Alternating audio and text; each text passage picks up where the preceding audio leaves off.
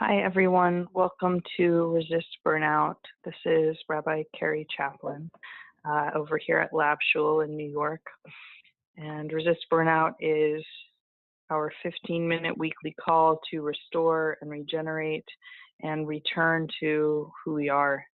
And I'll say whatever your personal background, your personal rituals, practices, or religions, this is a space for you. And whether you're calling in every week now, this is your first time calling, or if you're listening later in the week, I know you know the need for this sort of gathering. Otherwise, you wouldn't be calling in and listening at all. This past week,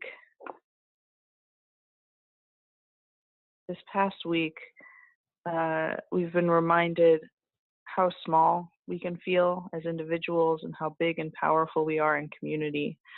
Storms and fires and a massive earthquake, the attack on Dhaka and the people and families who benefit from it, the newly developing attack on the American Disabilities Act, which would place the burden for compliance on disabled people rather than building owners and businesses.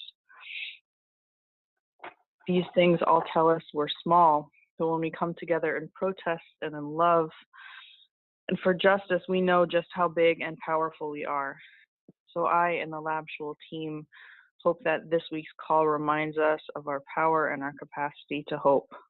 We're honored today that Rhonda Rosen will once again be leading us in meditation, and our inspiration specialist, Pedro Trujillo, will be here to share from his experience as an activist.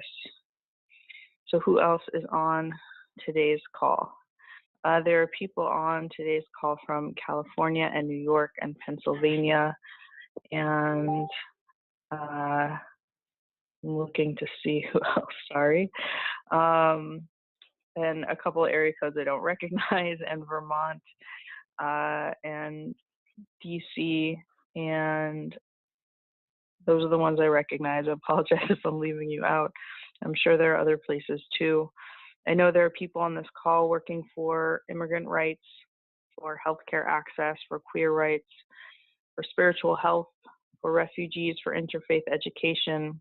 There are artists, musicians, peacemakers, troublemakers, consultants, and parents, and all of us pursuing the world that we aspire to live in. I'd ask that after this call, you please post a picture in our Facebook group of where you are, of yourself, or a photo of what our call reminds you of today, or even a few words about what's on your heart. We gather on this call, this Resist Burnout call, to practice our own helpfulness. We have just this one self and a whole lot of work to do with it. I'm calling in from outside of Pittsburgh. Rhonda Rosen has been a mindfulness practitioner since '73 and leading mindfulness meditation for 10 years. And of course, I'm excited that she's back with us again today. Welcome back, Rhonda. Thank you. Thank you. So we've had wildfires, hurricanes, floodwaters, earthquakes, toxic chemicals, the repeal of DACA, unleashed hatred, twisted-hearted in seats of power, and this is all so unnerving. To resist burnout, we need to give ourselves an anchor that we can find firm ground even as the seas throw us around, a faith in something that is not dependent upon circumstances. Otherwise, we drown in all that we know about the human capacity for ignorance and cruelty. So where do you anchor yourself? Besides all that which causes pain and fear, so much else is also true. To know one is not to ignore the other. To keep working, we must remember kindness and beauty. This makes it possible to keep working for what we truly value. Otherwise, we are sunk. We must rest to recoup our energy. This is hard to do when every fiber of our being is on high alert. So we are practicing resting. If we are dropping an anchor in choppy seas, first it must drop down through the agitation before it finds a quieter current, and keep dropping until it finds the seabed. The same is true for us. We must sit with the feeling of agitation. We hear its noise and can become afraid. We must learn to continue sitting instead of running away. then we can find the calmer currents in the seabed and can hold firm through the storm. So let's practice. Here we are. We've decided to take time out from the continual stream of demands and activity. I hope you're finding a comfortable position. Feel safe enough right now to let your guard down and move inward and continue breathing. Feeling the breath at the nostrils, neutral and subtle. Here's the inhale, and here's the exhale, and the transition in between. And each time the attention wanders, just bring it back very gently. This breath and this moment breathing all by itself, with just enough energy in your attention that it rests so gently on the continuous movement of the breathing.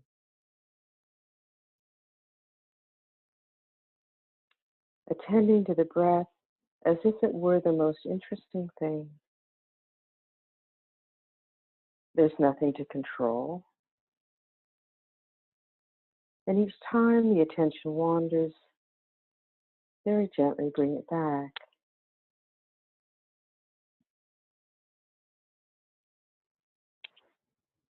And if you like, you can recall a memory or an image or a moment of comfort and ease in your mind's eye. What can you see, or hear, or smell, or feel, or know?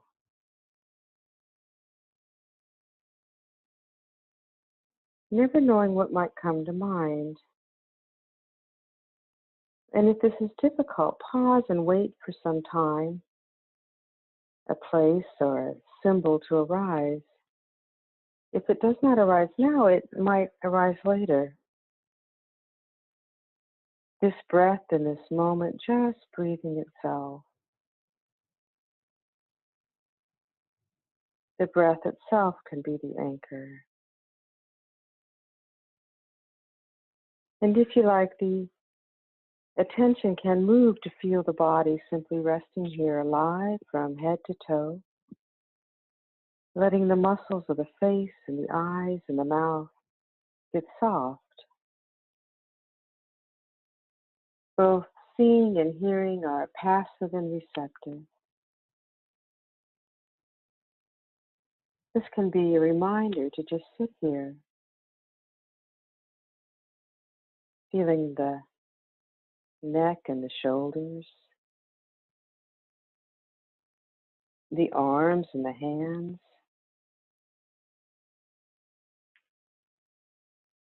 the upper back and the chest, the middle of the back and the abdomen, the trunk of the body breathing. The breath can bring to mind comfort and ease. And it's so good to know that this breath is present whether you notice it or not. The hips and the pelvis and the breath moves here too. And feeling the legs and the feet.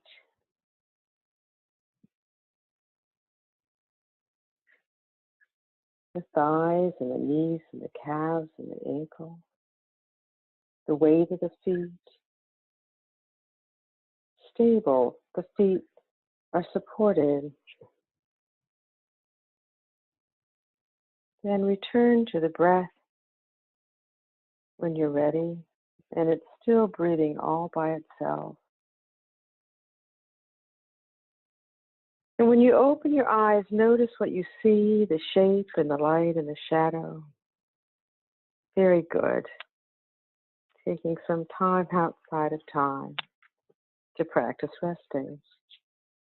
Thank you, Kerry.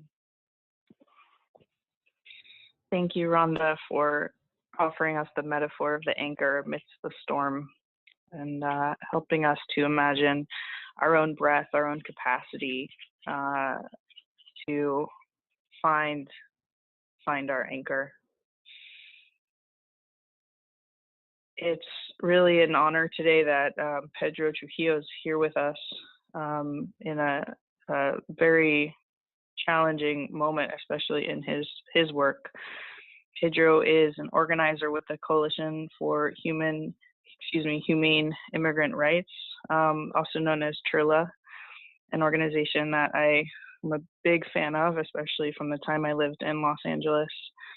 He's worked with immigrant youth and families since 2012, and he's here to provide his own perspective based on his personal experiences and dealing with fear in times of uncertainty. And Pedro, you are unmuted. Welcome. Hi, Kerry. Thank you. Thank you all for being on this call. Those of you who are listening in and those who will be listening in the future. I'm honored to be on this conference call and give a shout out to Wilma, who was the person who originally invited me last week. And so I started in the immigrant rights movement. My name is Pedro Trujillo. I started in the immigrant rights movement when I was 18 years old. I'm now 28. And started out of necessity, right? And also out of a feeling that I needed to do something about my status as an undocumented immigrant and to provide and build a better future for future generations of immigrants. I'm originally from Chiapas, Mexico, and I have a family who's the majority are in Chiapas, and I only have an aunt and uncle that are living here in the U.S. So I share that because it's been an alienating experience when I first moved into the United States about 21 years ago, and I found family or extended family through the movement and through the struggle, the immigrant rights struggle. I came across Chile again when I was 18 years old. I was a student at Cal State Northridge at the time, a documented student, really not knowing what was going to come of my degree or of me going to a four-year institution. I just knew I had to be there and I had to fight to be there. And one experience that I want to share with you all right now in the couple minutes that I have to share is that these times of uncertainty that we're facing today in the immigrant rights sector, there's a lot of fear, there's a lot of worrying about the unknown. It reminds me a lot of in 2011 when I believe I was like about a junior, so in college, and around that time, SB 1070 was in full swing. Right in the spring, the anti-immigrant bill that eventually started spreading across the country was a complete attack on immigrants. The bill itself was criminalizing immigrants, criminalizing anyone who would be riding with immigrants, right, and labeling them as harboring immigrants or transporting immigrants, and also make them criminals, in addition to the racial profiling that created. And so it was really a time where a lot of fear and it reminded me of today, right, in today's time, where folks were really wondering what the future would hold and are they even welcome here in the U.S., right? Should they plan for their exit from the U.S.? Will they be deported, right? A lot of these questions that we had then are happening now. And so one thing that I want to give you is that I feel like that moment, those times of uncertainty, it brought us new folks who committed, for a lifelong struggle. People who got involved then, I still see them as leaders today in various capacities. And so I'm hopeful that this movement as well will bring us that. When we faced our fear in 2011, or at least against the fight of SB 1070, we actually looked to ourselves and identify where the fear was coming from and draw from our strengths.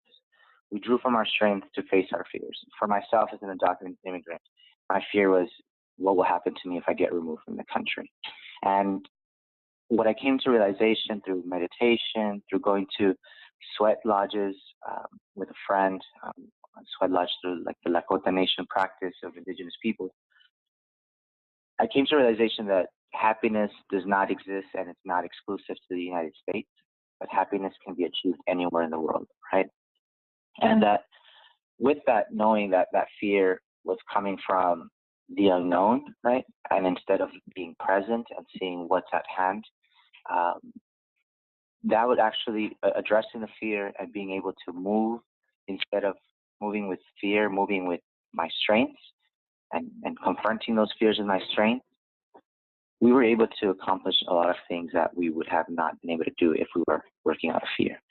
We took on Arizona. We went to Arizona as undocumented immigrants, went through a federal checkpoint, right? We went on a bus, 55 of us, to go support the people of Arizona because they didn't, at the time, they did not have an infrastructure to fight against racist legislators as they do now. They've grown. And we went knowing that risking deportation because we felt like it was riskier to not do anything, right? It was, the consequences would have been much worse. And so from there, I seen myself differently. My strategies were different from there on. And we've started doing higher risk actions, right? Direct actions, more creative actions, like going into a baseball field and conducting a protest at a baseball field because the Arizona Diamondbacks were there, and the Arizona Diamondbacks owner donated millions of dollars to the Arizona's Republicans, right? Things like that we had not engaged in, and I think it changed us forever. And so with that, I just want to let you all know that from my personal experiences as an immigrant, dealing with fear and actually confronting it and confronting it with our strengths has opened up my my actual belief system and has opened up different strategies that I can implement, whereas otherwise I would be stuck hiding. And thank you all for your attention, and thank you, Kerry, for opening up the space. Pedro, thank you so much for sharing from your experience and for especially with us as you know, strangers still to one another, but we're probably not totally strangers anymore, and I'm glad for that. Thank you for sharing that. We have the capacity to understand where our fear comes from and understand our strengths and to meet our fear with that strength. Thank you again to Rhonda for leading us in meditation today. And I encourage everyone to, after today's call, after we hang up, to go into the Facebook group and again post a word of what's on your mind after today's call, or a photo, or of yourself, or where you are, or just of something that the call brought up for you. Thanks everyone for being together again today, and I look forward to being together and again next week. Thank you very much. Thank you. Thank you, everybody. A good week.